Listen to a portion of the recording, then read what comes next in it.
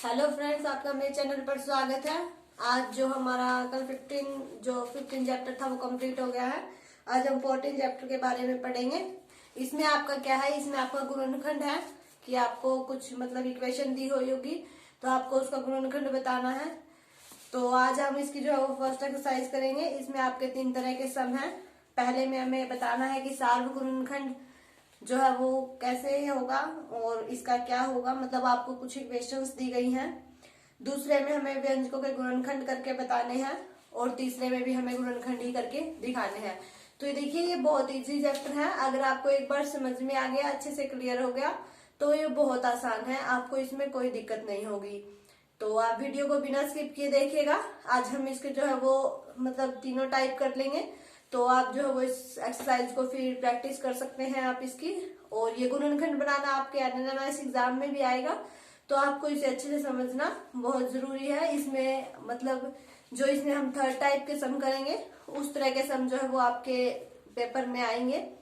उसमें आपको गुणनखंड करके बताना है। मतलब मान लीजिए आपको इक्वेशन दी हुई होगी तो आपको ये बताना होगा कि उसमें आपके क्या क्या गुणनखंड हो गए उस इक्वेशन के। तो उसके लिए एक फॉर्मूला बताया है मैंने पहले भी आपको, लेकिन आज जो सम करेंगे हम वो बिना फॉर्मूला के करेंगे। ये आपके बहुत इजी है, बिना फॉर्मूला ही हो जाएंगे। तो आप जो है वो बस वीडियो को बिना स्किप किए देखिएगा, पूरी देखिएगा, आपको क्लियर हो जाएगा। तो आप जो है वो बने रहिए मेरे साथ और देखिए गुणनखंड कैसे करते हैं। जो हमारा फर्स्ट क्वेश्चन है उसमें हमें बताना है, सार्व गुणनखंड बताने हैं। कुछ इक्वेशंस दी गई हैं, उनमें ये पूछा गया है कि इनके सार्व गुणनखंड क्या है। तो देखिए मैं आपको बताती हूँ कि आपका जो है वो सार्व गुणनखंड क्या होता है। मान लीजिए आपको कोई इक्वेशन दी गई है, जैसे 2x प्लस 4x दी गई है, 4 दिया गया है, मान लीजिए ये दिया गया है। आपको इसमें बताना है कि आपका सार्व गुणनखंड क्या है। तो देखिए ये दोनों किसकी मल्टीप्लाई से बने हैं, 2x की मल्टीप्लाई से बने हैं, प्लस 2x ही करेंगे तभी 2x बनेगा। ये दोनों 2x की मल्टीप्लाई से बने हैं और 4 किसकी 2 की और 2 की मल्टीप्लाई से। तो इसमें हम क्या कह सकते हैं कि आपका सार्व गुणनखंड क्या है, जो आपका इसमें भी हो और इसमें भी हो, यानी कि इन दोनों में आपका जो कॉमन होगा वो आपका क्या होगा, सार्व गुणनखंड होगा। तो देखिए इसमें भी आपका 2 है और इसमें भी आपका 2 है, दोनों में कॉमन है आपका 2, तो 2 आपका क्या हो जाएगा, सार्व गुणनखंड हो जाएगा इस इक्वेशन का। तो सार्व गुणनखंड आपका ये होता है।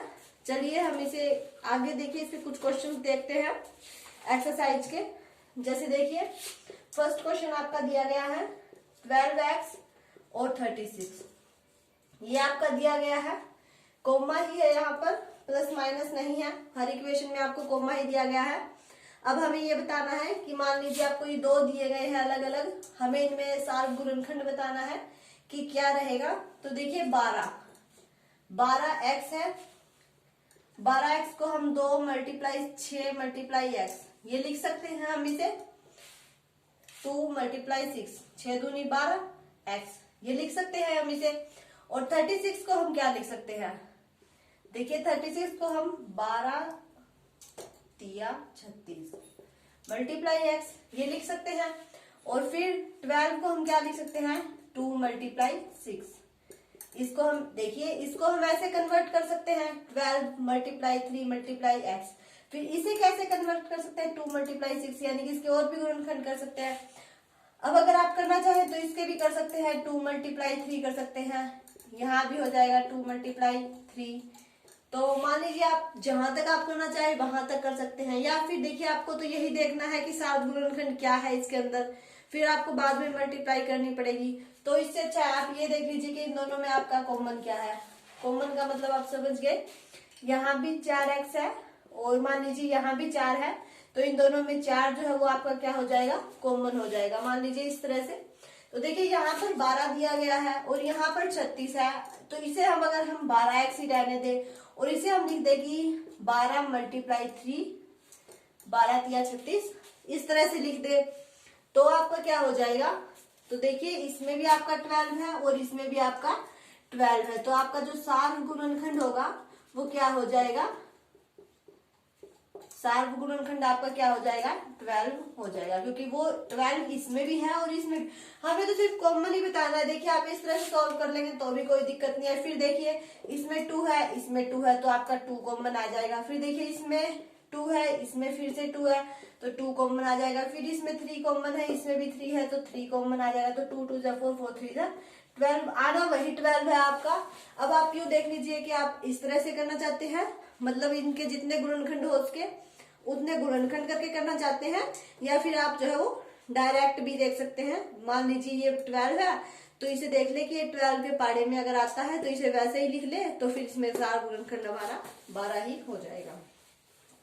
तो आप जो है वो इसे इस तरह से भी कर सकते हैं। अब जैसे देखिए आपको सेकंड क्वेश्चन में दिया गया है कि 2y है और जो है वो आपका 22xy है। तो देखिए इसमें हमारा 2 है, तो हम जो है वो ज्यादा से ज्यादा कॉमन क्या निकाल सकते हैं, 2 ही निकाल सकते हैं, क्योंकि इससे ज्यादा तो हम निकाल ही नहीं सकते, क्योंकि यहाँ पर क्या है हमारा 2 है। तो देखिए इसे अगर हम 2 से डिवाइड कर दे तो हमारा क्या आएगा 11। तो इसका मतलब हम इसे ये लिख सकते हैं 2 × 11, 11 2 जा 22। तो देखिए यहाँ भी y है और यहाँ भी y है, यानी कि एक तो आपका 2 कॉमन हो गया और एक y कॉमन हो गया। तो ये आपका क्या हो गया इस इक्वेशन का सार्व गुणनखंड हो गया। तो इस तरह से आप इसे सॉल्व कर सकते हैं। दोनों में देख लीजिए क्या कॉमन आएगा, उसके बाद वही आपका सार्व गुणनखंड हो जाएगा। जैसे देखिए एक इक्वेशन और दी गई है आपको, जैसे देखिए ये दिया गया है 10 PQ 20 QR 30 RP। ये इक्वेशन आपको दी गई है। देखिए इसमें भी 10 है, इस 20 को हम लिख सकते हैं 10 × 2, इसको हम लिख सकते हैं 10 × 3। अब 10 आपका देखिए तीनों में हो गया, तो हमारा 10 कॉमन आ गया। अब देखिए P इसमें है लेकिन इसमें नहीं है, क्या वो इसमें है लेकिन इसमें नहीं है, R हमारा इसमें और इसमें है लेकिन इसमें नहीं है, तो हमारा सार्व गुणनखंड क्या होगा सिर्फ 10 होगा। देखिए कॉमन वही चीज आती है जो आपके सब में हो, यानी कि जैसे देखिए यहाँ 4 दे दिया, यहाँ 8 दे दिया, यहाँ 12 दे दिया, तो इन सब में देखिए 8 को हम लिख सकते हैं 4 × 2 और इसे हम लिख सकते हैं 4 × 3। 4 इसमें भी है, इसमें भी है, इसमें भी है, तो हम 4 कॉमन निकाल सकते हैं। देखिए 2 है, 2 इसमें नहीं है, 3 है, 3 इसमें नहीं है, इसमें भी नहीं है, तो वो हम कॉमन नहीं निकाल सकते। आप मेरी बात समझ रहे हैं? जो सब में होगा हम उसे ही कॉमन निकाल सकते हैं, लेकिन जो किसी एक में होगा लेकिन दूसरे में नहीं होगा तो हम उसे कॉमन नहीं निकाल सकते। तो और जो आपका कॉमन निकलेगा वही आपका सार्व गुणनखंड कहलाएगा। तो देखिए सार्व गुणनखंड के बारे में हमने पढ़ लिया। ये आपका फर्स्ट सम है, इसमें आपके लगभग जो है वो 8 क्वेश्चन है, जिसमें से हमने 2-3 कर लिए, बाकी आप ट्राई करके देख लीजिएगा, सभी सेम ही है। सब में यही बताना है कि सार्व गुणनखंड इसमें आपका क्या रहेगा। तो अब देखिए हम अगला कर लेते हैं। इसमें हमें जो ये व्यंजक दिए गए हैं इनके गुणनखंड करके बताने हैं। जैसे देखिए आपका फर्स्ट क्वेश्चन ही दिया गया है 7x - 42, तो हमें जो है वो इसका गुणनखंड करके बताना है। अब देखिए जो फर्स्ट क्वेश्चन हमने किया था ये भी आप ध्यान रखिएगा, उसमें जो आपको 2 रकम दी गई थी उनके बीच में आपको कॉमा दिया गया था, लेकिन इस क्वेश्चन में क्या दिया गया है, आपको निशान दिया गया है माइनस का, यानी कि आपको प्लस का भी दिया जा सकता है और माइनस का भी, ये आप देख लीजिएगा। तो देखिए इसके गुणनखंड हमें कैसे करने हैं। तो देखिए 7 का तो कोई गुणनखंड हो ही नहीं सकता, 7 को तो सिर्फ हम ऐसे लिख सकते हैं 7 × 1 × x, ठीक है।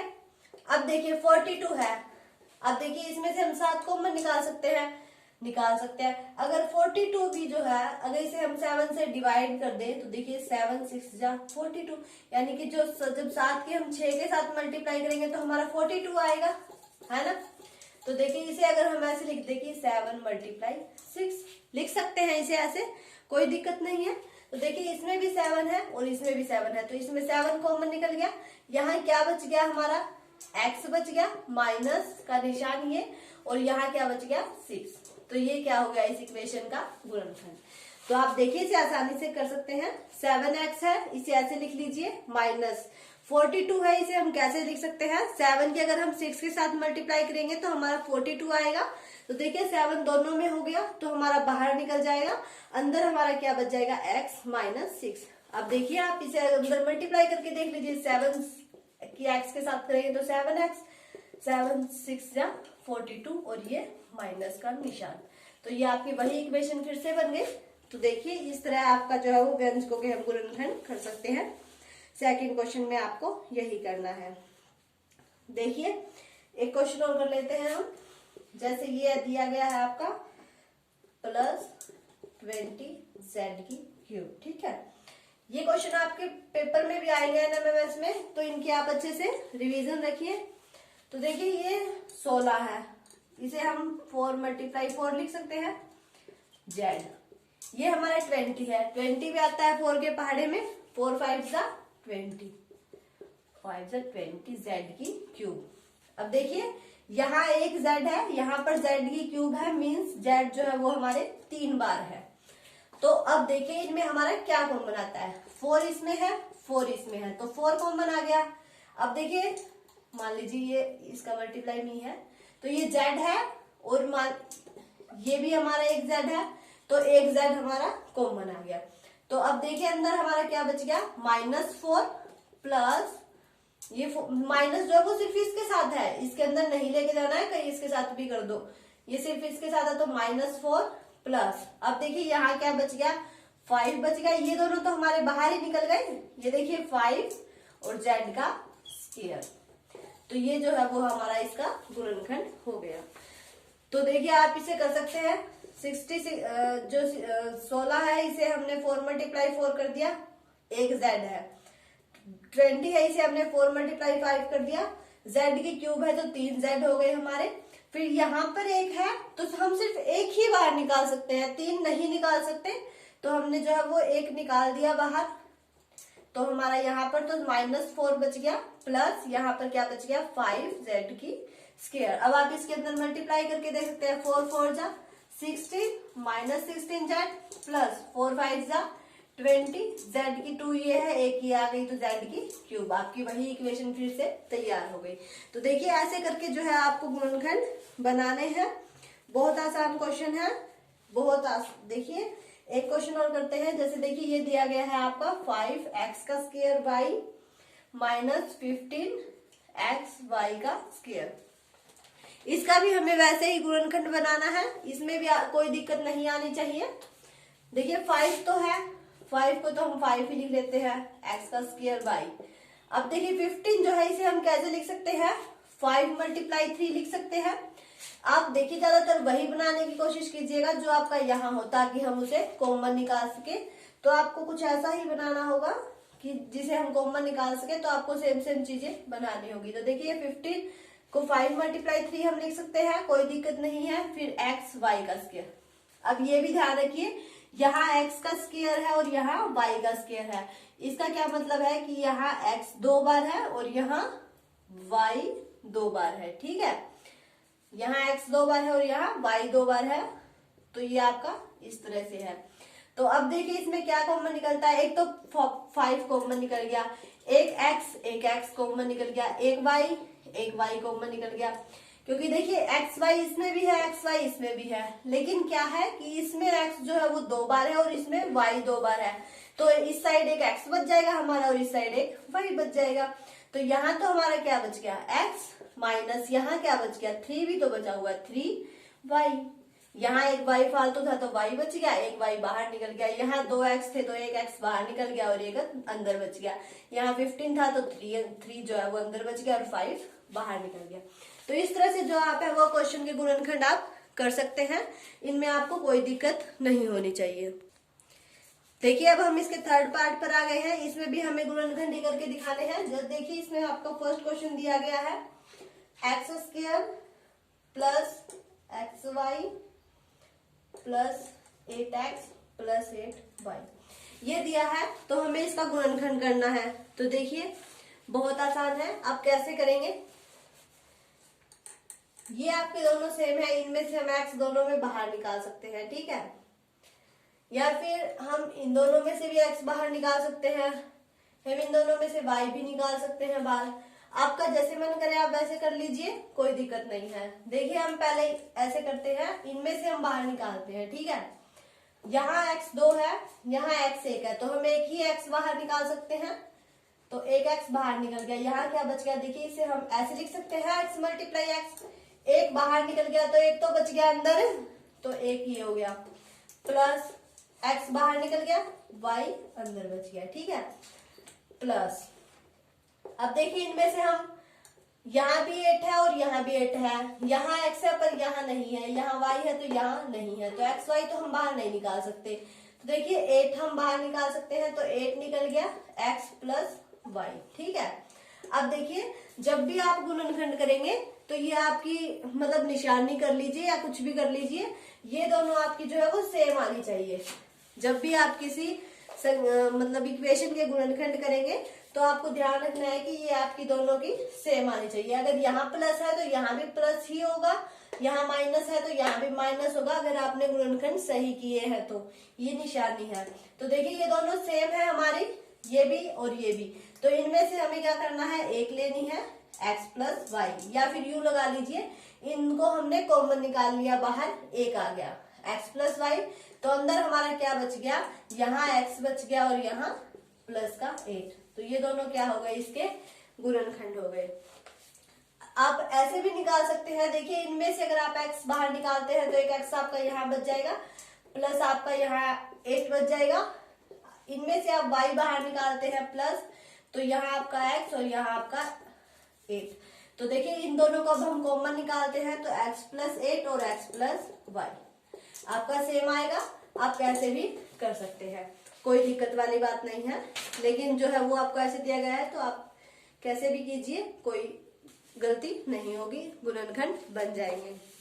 देखिए जैसे कि हम एक क्वेश्चन और लेते हैं, जैसे कि ये दिया गया है ax plus bx minus ay minus by।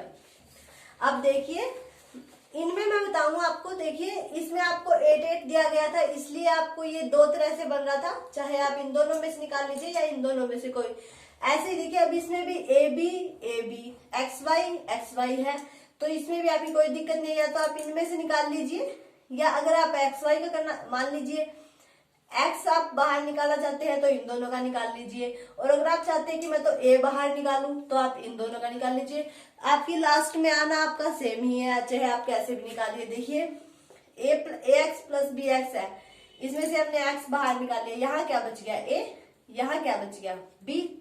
अब देखिए यहाँ भी माइनस है, यहाँ भी माइनस है, तो हमने माइनस बाहर निकाल लिया। अब आप देखिए मैंने आपको बताया था कि ये आपका सेम आएगा, तो इसे सेम बनाने के लिए माइनस हमें बाहर रखना पड़ेगा, अगर माइनस अंदर होगा तो ये हमारा अलग हो जाएगा, तो ये गलत हो जाएगा। तो माइनस बाहर आ गया और y भी बाहर आ गया, y दोनों में कॉमन है, y भी बाहर आ गया, तो यहाँ क्या बच गया, प्लस का a, क्योंकि माइनस तो हमारा बाहर आ गया, यहाँ से भी माइनस बाहर आ गया, तो यहाँ पर प्लस का b बच गया।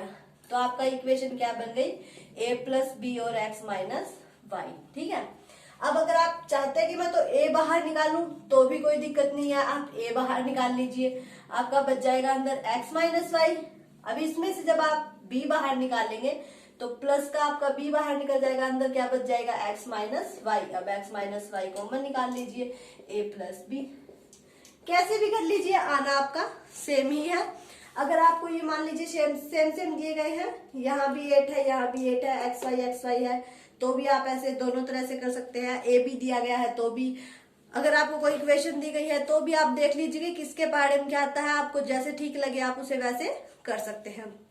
तो देखिए थर्ड पार्ट में आपका सिर्फ यही था, आपको गुणनखंड करने हैं, इसके सिर्फ 4-5 ही पार्ट है, तो 2 मैंने करवा दिए हैं, बाकी 1-2 आप ट्राई करके देख लीजिएगा।